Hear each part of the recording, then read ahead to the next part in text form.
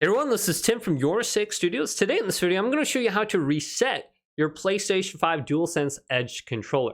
Now, if you look on the back of the controller, there is going to be a small pinhole. You can go ahead and place like a paper clip or something in there and hold it down, and your controller will turn off and it should reset it. And you can do the same thing on your normal PlayStation 5 controller. There is a small pinhole located right here.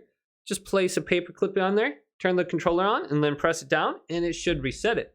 But if you have the DualSense Edge controller, well, there is an option in the settings where you can just go ahead and delete all your profiles and reset the controller. So I'll show you where to access that now. So just on the home screen here, let's go to settings right here and scroll on down. And we are looking for accessories. Then go on down to DualSense Edge Wireless.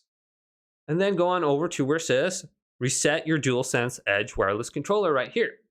All your profiles will be deleted and all settings will be reset for your DualSense Edge wireless controller.